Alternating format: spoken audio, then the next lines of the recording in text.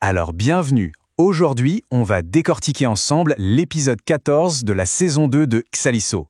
Et franchement, accrochez-vous bien parce que cet épisode, c'est une vraie poudrière. On parle de conflits familiaux, de secrets bien lourds et d'alliances qui sont prêtes à exploser à tout moment. Un conflit, deux grossesses et une montagne de secrets. Voilà, tout est dit. C'est vraiment sur ces trois éléments que tout l'épisode va jouer. Et dès le départ, on sent que la tension est maximale.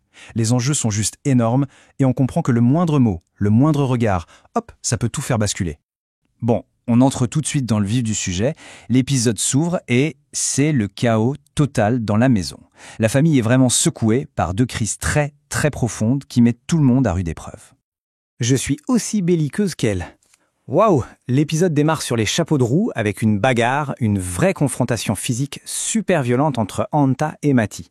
Et cette phrase qu'Anta balance, ce n'est pas juste des mots en l'air. Hein. Non, c'est l'expression d'une haine profonde, une rancœur qui était là sous la surface depuis un bail. Là, clairement, on a atteint le point de rupture. Ça me fait mal qu'elle ait à vivre cette situation. Et là, on a un contraste saisissant. D'un côté, on a cette explosion de violence, et de l'autre, le désespoir total mais silencieux de Ndeituti.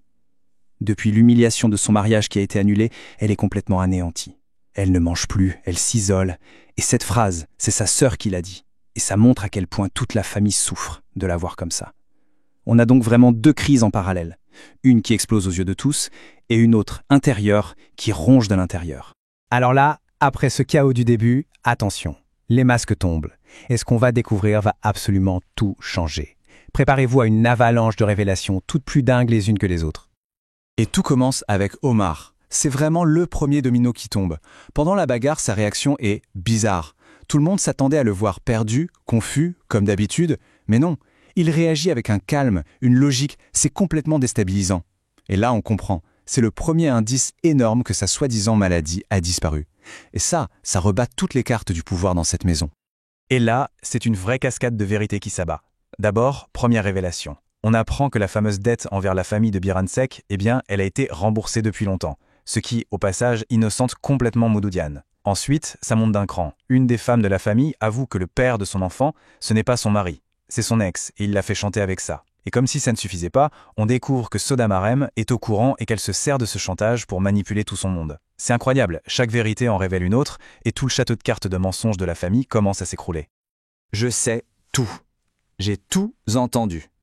Et voilà, la bombe finale. C'est la phrase terrible, glaçante, lance à Khadija. Et là, il n'y a plus aucun doute. Non seulement il a retrouvé toute sa tête, mais en plus il a des informations qui peuvent littéralement détruire des vies. La confrontation directe avec Khadija, elle est maintenant inévitable. Bon, on arrive maintenant au climax de l'épisode. Après toutes ces révélations, c'est le chaos.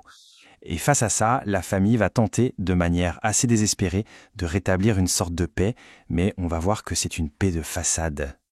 Et pour essayer de remettre un peu d'ordre, c'est Omar qui convoque tout le monde. Maintenant qu'il est de retour, lucide, il reprend complètement son rôle de chef de famille. C'est lui qui prend les choses en main, qui va essayer de jouer les arbitres entre sa femme Mati et sa sœur Anta. Il faut absolument imposer une trêve, parce que là la maison est vraiment sur le point d'imploser. Et le moment clé de cette réunion, c'est ça. L'ordre d'Omar est clair. Anta, en tant que plus jeune, doit présenter ses excuses à Mati. Et la réalité, ce sont des excuses complètement forcées. On le voit, c'est palpable.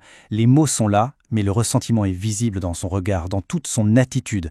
C'est une paix totalement artificielle, une formalité pour sauver les apparences. Mais au fond, ça ne règle rien du tout. La rancœur est toujours bien là. Certains allaient même jusqu'à dire que tu m'avais ensorcelé. Et juste après les fausses excuses, on a ce moment en opposition totale. Un moment de sincérité vraiment touchant. Omar s'excuse publiquement auprès de sa tante. Il la lave de toutes les rumeurs qui disaient qu'elle était responsable de sa maladie, qu'elle l'avait ensorcelée. C'est un geste de réhabilitation hyper fort. Et là, on voit vraiment qui est le nouvel Omar. Alors, on pourrait croire qu'une sorte de paix, même fragile, est en train de s'installer. Mais non. Deux annonces coup sur coup vont venir pulvériser ce semblant de calme et planter les graines de la prochaine guerre. Et la première annonce, c'est une annonce joyeuse. Un vrai coup de théâtre de la part d'Omar. Il annonce que Mati, sa femme, est enceinte. Et là, c'est un vrai souffle d'espoir pour tout le monde. On sent une vague de soulagement, un moment de pure joie qui laisse penser que, peut-être, un avenir meilleur est possible. Mais cette joie, elle va être de très très courte durée. Parce que quelques secondes plus tard, deuxième annonce, deuxième coup de tonnerre, on apprend qu'Anna est elle aussi enceinte. Et là, l'ambiance change du tout au tout. La joie se transforme immédiatement en une rivalité à peine cachée. Et ce schéma résume parfaitement la situation. Parce que soyons clairs, ces 2 grossesses, ce n'est plus juste une bonne nouvelle. Non, ça devient des coups stratégiques dans une véritable guerre de succession.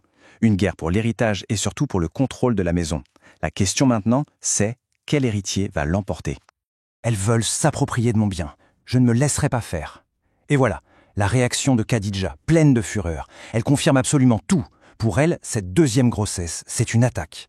Une attaque directe contre son pouvoir, contre ses biens. Sa paranoïa, sa soif de contrôle, tout explose. Et on comprend qu'elle est prête à tout pour défendre ce qu'elle considère comme son précaré. Pour résumer, les nouvelles lignes de front sont tracées.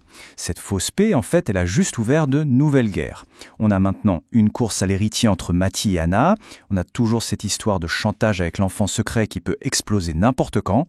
Et pour couronner le tout, la bombe lâchée qui sème le doute sur qui est le vrai père de sa propre sœur, Anta. Autant dire que la guerre est très très loin d'être finie. Et on termine avec cette question. Quand la paix est bâtie sur des secrets et des mensonges, est-ce que c'est vraiment la paix ou juste le calme avant la tempête? C'est vraiment là-dessus que l'épisode nous laisse. L'avenir de cette famille n'a jamais été aussi incertain.